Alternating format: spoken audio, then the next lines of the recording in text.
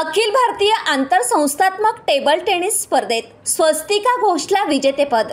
Olympian खेळाडू पराभूत. लोकनेते रामशेठ ठाकूर यांच्याकडून स्वस्तिकाचं अभिनंदन.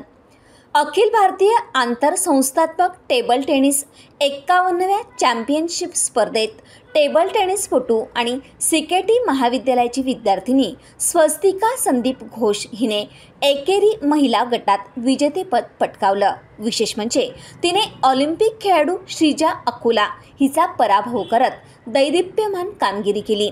या यशाबद्दल माजी खासदार लोकनेते रामशेठ ठाकूर यांनी स्वस्तिका घोष हिचं अभिनंदन केलं. 24 ते 29 नोव्हेंबर दरम्यान चंदीगड येथील पंजाब विद्यापीठ जिम्नॅशियम हॉलमध्ये ही स्पर्धा झाली. यामध्ये देशभरातील खेळाडूंनी सहभाग घेतला होता.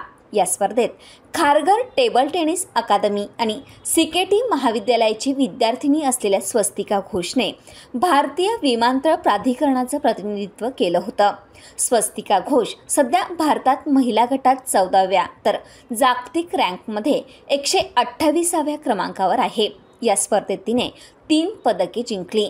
महिला एकेरीमध्ये चॅम्पियन आणि महिला दुहेरीमध्ये उपविजेते तसेच सांघिक स्पर्धेत कांस्य पदकही तिने पटकावलं.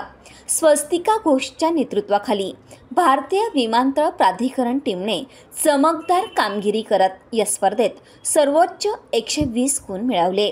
अंतिम फेरीत स्वस्तिकाने भारत रँक 1 आणि जागतिक रँक 23 ऑलिम्पियन खेळाडू श्रीजा अकुलाला 4-2 सेट स्कोअरने पराभूत केलं आणि प्रथम आंतरसंस्थात्मक चॅम्पियन बनली.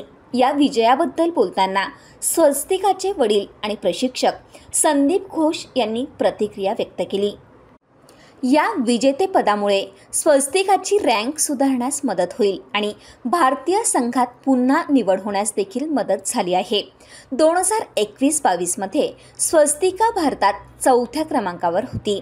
तिने वर्ल्ड चॅम्पियनशिप आणि वर्ल्ड कपसाठी भारतीय संघाचं प्रतिनिधित्व केलं. तसंच कॉमनवेल्थ इंडिया संघात 5व्या क्रमांकाची खेळाडू ठरली आहे. या आंतरसंस्थात्मक टी चॅम्पियनशिप बरोबरच स्वस्तिकाने पंचकुला हरियाणा येथे 16 ते 22 नोव्हेंबर दरम्यान झालेल्या अखिल भारतीय राष्ट्रीय मानांकन table tennis championship north zone स्पर्धेत आणखी एक महत्त्वाचं कांस्य पदक जिंकलं.